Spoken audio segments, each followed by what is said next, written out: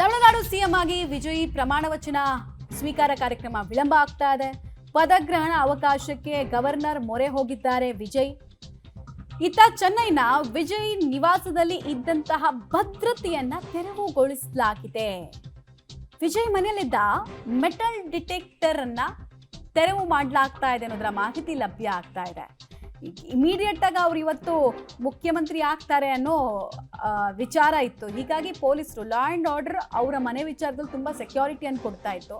ಸಹಜವಾಗಿ ಮುಖ್ಯಮಂತ್ರಿಗಳ ಮನೆ ಅಂತ ಹೇಳಿದ್ರೆ ಮೆಟಲ್ ಡಿಟೆಕ್ಟರ್ ಹಾಕಿರ್ತಾರೆ, ತುಂಬಾ ಭದ್ರತೆಯನ್ನು ಜಾಸ್ತಿ ಮಾಡಿರ್ತಾರೆ.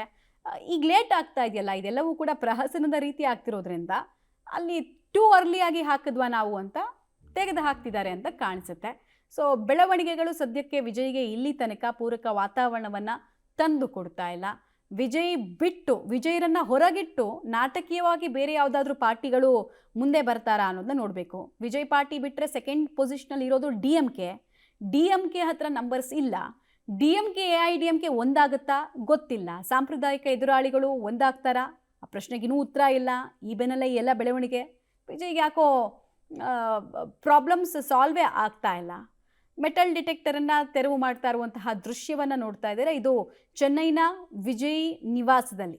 ನಿನ್ನೆ ಆ್ಯಕ್ಚುಲಿ ಅಲ್ಲಿ ಮೆಟಲ್ ಡಿಟೆಕ್ಟರ್ನೆಲ್ಲ ಅಳವಡಿಕೆ ಮಾಡಲಾಯಿತು. ಬಿಕಾಸ್ ಒಬ್ಬ ರಾಜ್ಯದ ಮುಖ್ಯಮಂತ್ರಿಗೆ ಇನ್ಫ್ಯಾಕ್ಟ್ ಅವ್ರಿಗೆ ಅವ್ರ ಕಾರ್ ಜೊತೆಗೆ CM ಕಾನ್ವಾಯ್ ಕೂಡ ಅವ್ರಿಗೆ ಸಾಥ್ ಕೊಟ್ಟಿತ್ತು. ನಿನ್ನೆ ನಾವು ನೋಡಿದ್ವಿ, ಲೋಕಭವನಕ್ಕೆ ಅವ್ರು ಬರಬೇಕಾದ್ರೆ CM ಕಾನ್ವಾಯ್ ಕೂಡ ಸಾಥ್ ಕೊಟ್ಟಿತ್ತು. ಆಲ್ರೆಡಿ ಅವ್ರನ್ನ ಇನ್ಚಾರ್ಜ್ CM ಅಂತಾನೆ ನೋಡ್ತಾರಲ್ವಾ ಯೂಶಲಿ ಗೆದ್ದವ್ರನ್ನ, ಅಥವಾ CM ಫೇಸನ್ನು, ಶಾಸಕಾಂಗ ಪಕ್ಷದ ನಾಯಕನನ್ನು ಹಾಗೆ ಟ್ರೀಟ್ ಮಾಡ್ತಾ ಇದ್ರು.